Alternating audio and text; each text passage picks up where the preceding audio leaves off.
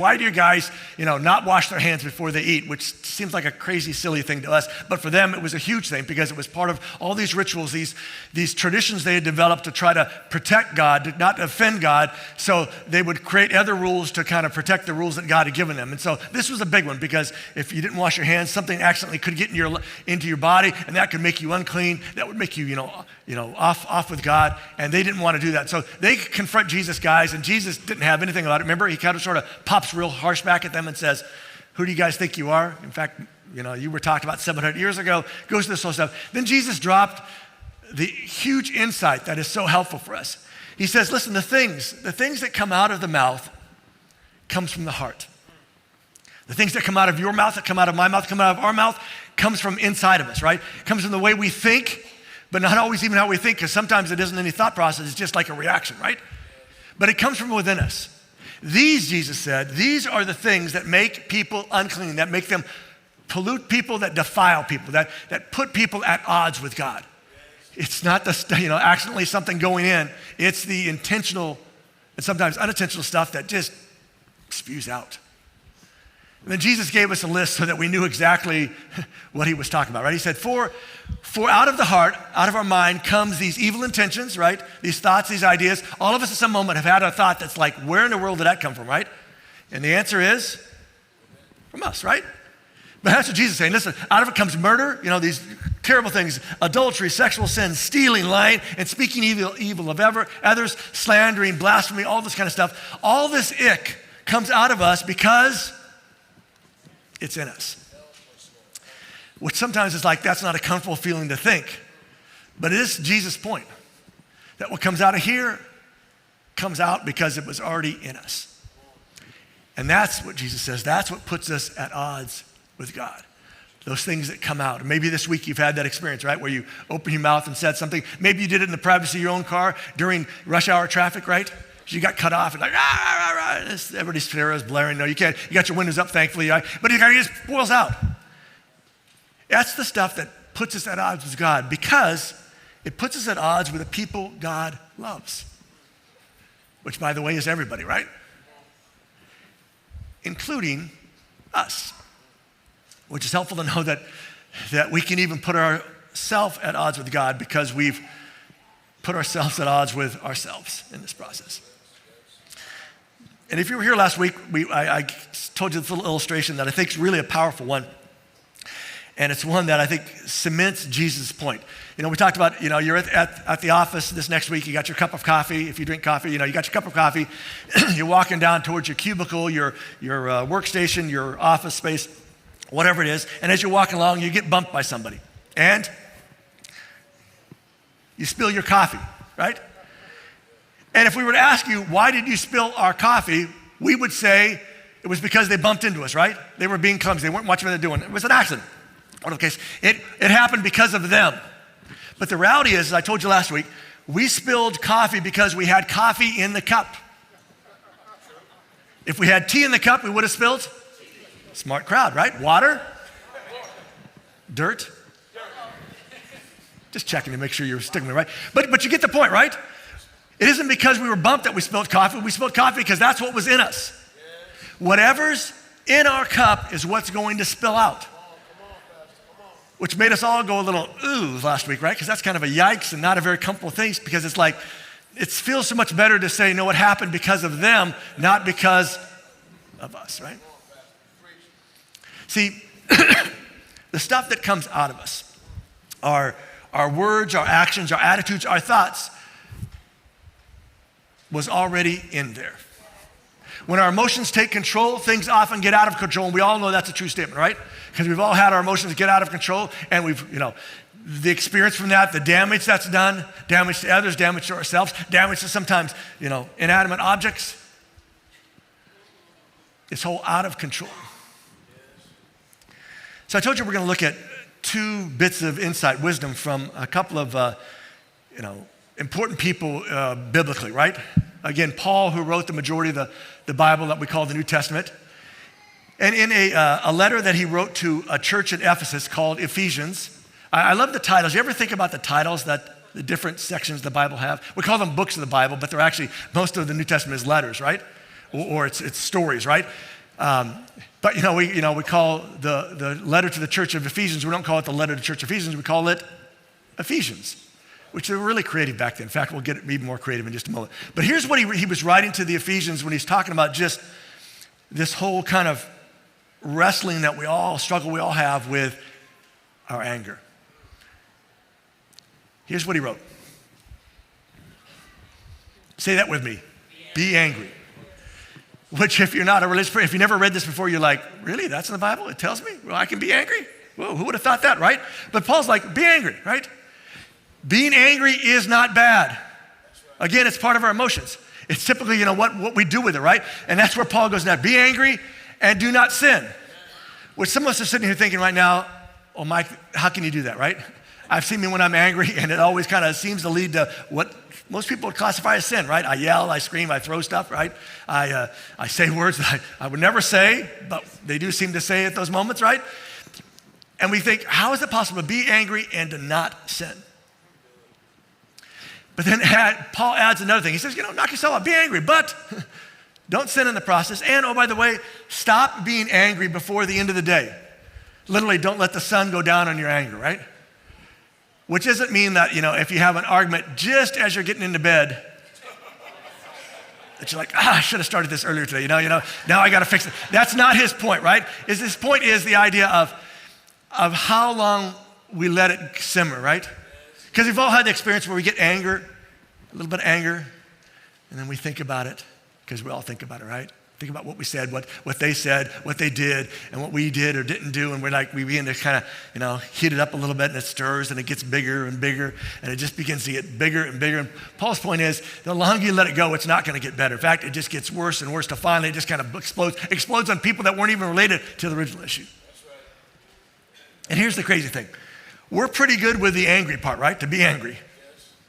We're not so good on the stopping part. Because there's something about us that, once it gets started, it's hard to stop because, again, our emotions get involved and our emotions begin to work together. It's almost like they're battling against us, our anger and our pettiness and our bitterness, they all kind of team up. And, our thoughts begin to pour into them of different situations, reminders of what they did, how they did it, and why we ought to be angry. And again, we have stories, right? Some of you have some stories that if we heard your stories, we'd be like, yeah, we can understand why you're angry, right? That's why I have the mic today and not you.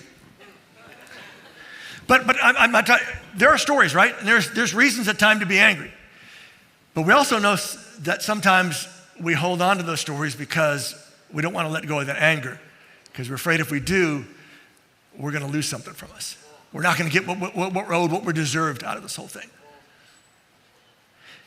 In fact, Paul went on to write one more part about this. He just said, listen, be angry. Don't feel bad about be angry, but don't sin in the process and don't let it kind of linger on for too long. And oh, by the way, do not give the devil a way to defeat you. Don't give the devil a foothold or an opportunity. Right. Now, if you're not a religious person, not a follower of Jesus, and don't kind of believe in the devil, just think about this.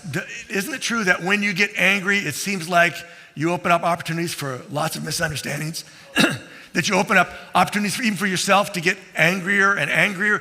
That just that aspect of holding on to it and letting it percolate and stir up in us creates almost its own life to it all. And for those of us that are religious, that are followers, right, of Jesus, his point is, hey, be careful because in letting your anger get out of control, you really do let it get out of your control. Then it gets used in whole lots of ways. And what if it's what we do with it that matters? What we enable it to do to us that matters. Because haven't there been moments when you've gotten angry and looked back and thought, especially if you discover there was no reason to get angry in the first place? You kind of heard more of the story, but now you're like worked up. You ever been in that moment like you're really worked up and you hear the other part of the story that you hadn't heard that changes the whole dynamic and you're like, but I'm still really mad, right? And I got to do something with my anger, right? I begin to shake, I got to do something. And we get caught up in this whole thing and we allow it to turn us into something. What if when we lose our temper, we lose something else? What if we lessen our ability to lose it, to lose having it in our life? What if that's part of this opportunity that Paul is trying to warn them about, of not giving the devil this opportunity, this foothold, this place to hold on to something in our life, to keep working on it. There's an author by the name of Mark Manson that I think captures this whole feeling that some of us have about anger and how it just sort of stirs and almost creates a life of its own. I did a little bit of editing this, so I want to be fair to him. Here's what he writes. Oops.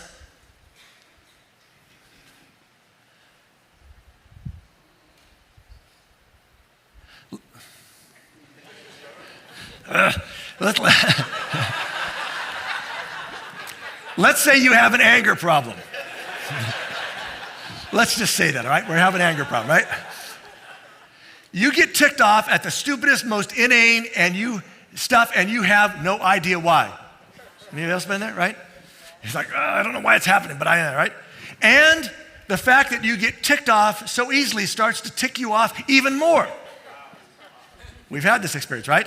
And then, I love this, and then in your petty rage, you realize that being angry all the time makes you a shallow and mean person. And you hate this. You hate it so much that you get angry at yourself. And here's this closing idea. Now look at you. You're angry at yourself, getting angry about being angry. We're kind of crazy as people, but it's true, right? You've had this experience, right? You're like, I'm mad at myself for getting angry over something that I shouldn't have got angry over, and you get angry, and you're angry at everything, even yourself.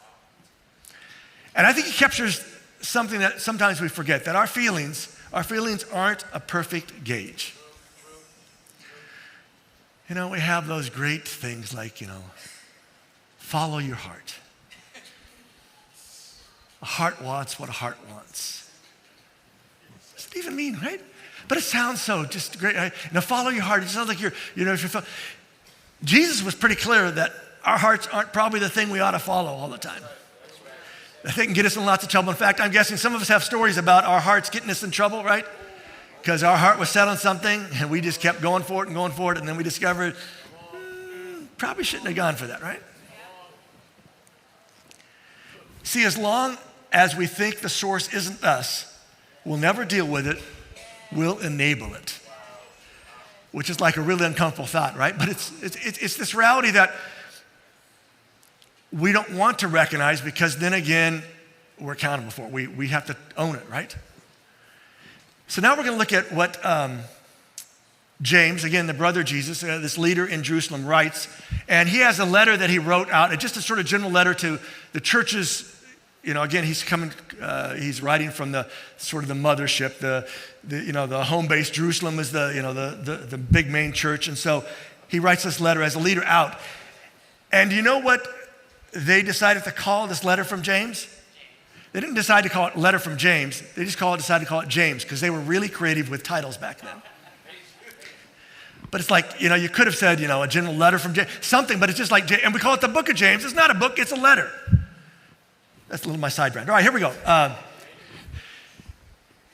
James asked this question that is so insightful, so penetrating, that it makes us uncomfortable. Here's what he wrote. He said, do you know where your fights, where your conflicts, your wars and arguments, your disputes and battles come from? Do you know where all that stuff comes from? Now, when we read that, when we think about that, we think he asked it wrong. It's not where, it's who, right? It's not, what causes all this stuff. It's who causes this stuff, because we know the answer to that. It's him, it's her, it's them. And we are clear on that, right? James, if you're sitting there asking me where all my conflicts and stuff come out, I have a picture, I have a name, I can tell you, I got a whole story about this. It's our mom. She's always on me, right? To clean my room, to get stuff straightened up, to do my homework, to do all this stuff. It's just like, Or it's my dad, right? He's always on me to go, get a job, or it's my brother and sister. They're just always in my stuff and always in my business. They just need to leave me alone and everything would be great. It's our brother-in-law, He comes over, he's got a great yard, and he always talks about his yard and our yard and all the stuff we need to do to make our yard look like, his yard. And I keep thinking to myself, it's not your yard though. But he's like, I can't say that to him because he's my brother-in-law, right? And I don't want to make my wife mad or, my sister mad, whichever brother-in-law it is, right? Or maybe, here's even a little more touchy.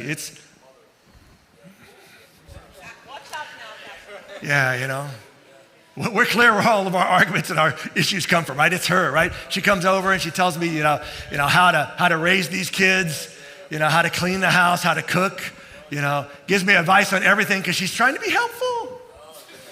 And she's not. But I can't tell her she's not because she's the mother of them, right? It's like, right?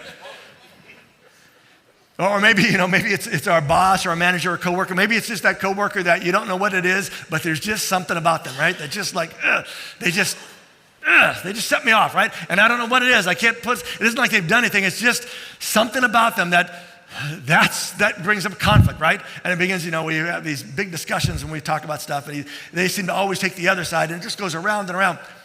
Maybe it's our neighbor or our roommate, right? The neighbor who thinks our yard is the neighborhood bathroom place for his dogs. It doesn't seem to ever think we ought to clean up. Thinks that, it's just fertilizing. He's a kind of a free nature person. Just fertilizing stuff, right? Maybe it's our roommate, right? That it's just is like they're not doing the stuff that they're supposed to do for part of their agreement, and we just kind of go around and around, and it's getting to the point where it's like, I've had enough of this, right? We think that James is asking the question, isn't where does this stuff come from, or what's the source of this? It's really who the source is, and we know who the source is. It's kind of like some of these social media memes. It's like, I don't have anger issues. People make me angry. That's the issue. And that's true for some of us, right? Or maybe this one. I don't need anger management.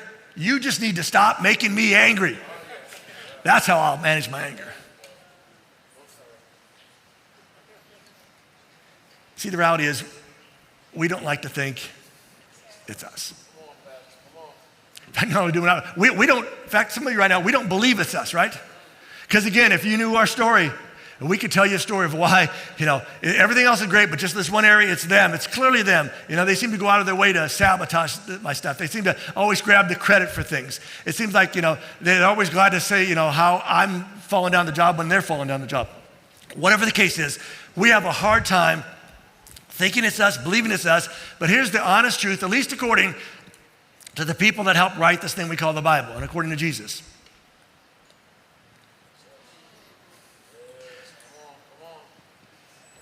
And until we accept that it's us, we will never be able to get atop of the stuff that's in us. Because it's in there already, according to Jesus.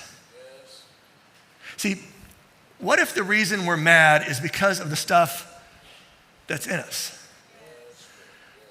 Not them, but maybe they just kind of bumped us, and out comes that stuff that's already there, right? Because James will go on. He won't just ask this question. He will actually go on and say where he believes all this stuff comes from. He says, where does all your arguments, all your battles, all that stuff come from? Let me tell you, they come from the selfish desires, the cravings that war within you. Again, it's within us, right? This selfishness that pops up. And we all got a little selfishness. No, we all got quite a bit of selfishness in us, right? Some of us just handle it better than others. He goes on and says, listen, you desire things, but you cannot have them. Which when we can't get what we want, what we really desire, you know what it does to us, right?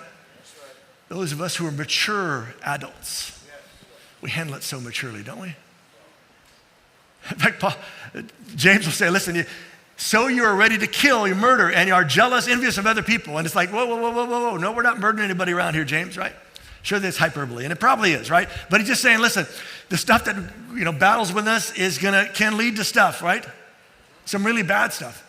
In fact, James may be thinking, I think my brother said something about that one time.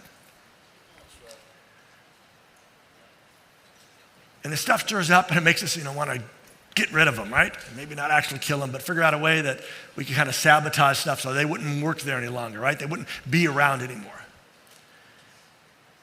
We end up being jealous of other people. And James says, this all stirs around us, but here's the problem, folks. You still cannot get what you want. Even if you kill them, even if you get all jealous about them, envious about them, petty about them, it's still there, right? You still can't get it. So James says, listen, here's what happens. So you argue and fight, you wage war with them. Some of us have wars that have been going on for a long, generations almost, it seems like, right? The battle just keeps going because you can't let the other person win.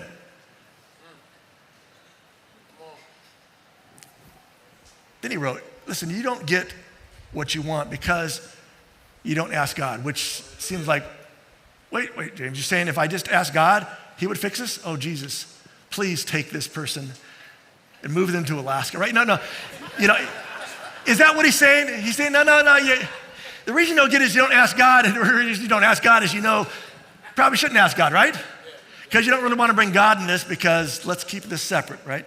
It's just between us. It's not between us and, God. That's what we tell ourselves. Or he says, listen, when you ask, you do not receive because the reason you ask is wrong. You ask for the wrong motives. So Jesus says, you could even ask, but if you're using the wrong motives, God's probably not going to come through for you. James says, let's be honest. You want these things so that you can use them for your own pleasures. You want them for yourself, right? So let me give you, in other words, what James is writing here that I think will help us understand and sort of lose our anger if we would come to accept it. Here's the problem in all of our anger. We're not getting what we want. I'm gonna let that sink in for just a moment because that's important. We're not getting what we want. That's why you're angry, at least according to James. Here's what I want you to do. I want you to think about the last time you were angry. It may have been, this last week. It may have been last night. It may have been on your way to church today, because that happens sometimes, right? Maybe in the parking lot, right? But just think about it for a moment. The last time you were angry. And as you think about that, here's what I want to ask you. Isn't it true that the entire situation can be reduced to you wanted something and you didn't get it? Yep. You wanted the kids to be quiet on your way to church today. They weren't, right? You wanted them to get along. They didn't, right? You wanted everything to go smoothly. It didn't. And so you got angry. You got upset. And this idea that the reason behind all of our anger, all of our madness, and our frustration and all the things that go along with it is that we're not getting what we want. We want what we deserve. That's what we tell ourselves, right? It's fair to be, to want this because we deserve this, right? We've worked hard for it. What we're entitled to, what we're owed, what was promised. I mean, they made a promise, Mike. They have to come through. That's why I'm mad. I'm mad not because of something in me. I'm mad because they made a promise. It's their fault. And again, let me ask it just a different way. What if it boils down to we're not getting what we want? What if it just simply boils down to that? That's what's behind all of our anger. We're not getting what we want. And here's the scary part. If we don't recognize the source, we'll have the potential to do things that aren't good. That's what James writes, right? So you murder people, you get jealous about people, all this stuff comes out of us. And the truth of the matter is we've all done some things that aren't good. Things that were, unhealthy for our blood pressure, unhealthy for our relationships. We've done things that are destructive, that have damaged things, that have ruined things, that have obliterated things, that have damaged them so much and destructed them so much that there's no way to put them back together. Done some harmful things. We've all done some petty things, right? Done some extreme things.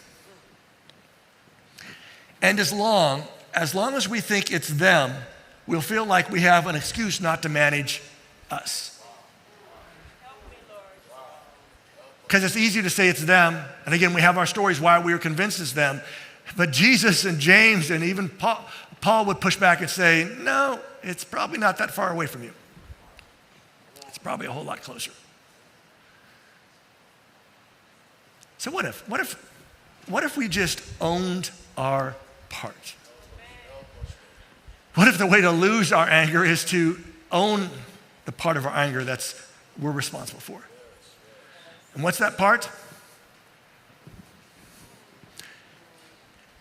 In fact, I want you just to practice that. I want you to say, I'm not getting what I want. Here we go. 1, 2, 3. I heard here and here. I didn't hear a whole lot in the middle, so we're going to come back to you. Because you're not getting what you want until you say this right now. Try it one more time.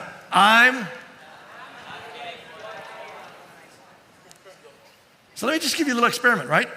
Next time you're in the middle of an argument and you're kind of going back, as anger's popping up, I want you just to blurt out in the midst. Practice blurting out, I'm not getting what I want. And see what happens, right? Now, I know it sounds childish because it is, right? But apparently that's where we've been stuck because, again, in childhood, we're not taught very well how to deal with our anger. And not being able to accept that we don't always get what we want, right? But I'm not getting what I want. And just see, because there's no comeback. The other person can't say, oh, yes, you are, because it's clear you aren't. Now, they could say, well, I'm not getting what I want either, which is true. So now you're both in the same place. Now you just need to figure out, okay, how do I, let kind of my side down, and how do we work this out? Because not getting what we want sets us up for not getting what we want. So let me ask you all as mature,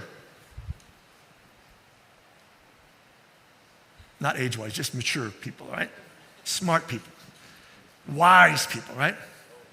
Let me ask you just a series of questions to help us think through this whole idea that we're not getting what we want. Do we always get what we want? Should we always get what we want? I'm glad you answered no, because sometimes we probably should, but no. There's probably times when you wanted something, right, that you look back now and are like, normally it happens at, high school reunion time. You go back and you're like, I wanted so much to date them, and now you see them and you're like, oh, thank you, Jesus, right? There's other moments, right? You had a job opportunity and it sounded so great and it was like going to take off and, you would have risked a lot, but it had a great upside until it didn't. And now it's bankrupt. It's no longer in business. It's like, So if we don't always get what we want, and we shouldn't always get what we want, here's the next question.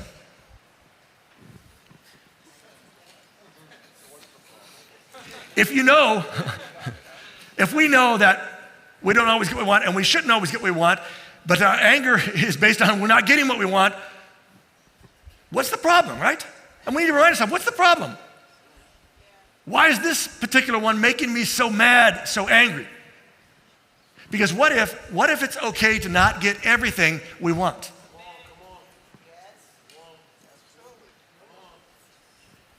And the final question, can we be good with that? Because what if that's what it takes to lose our temper? Something to think about this week.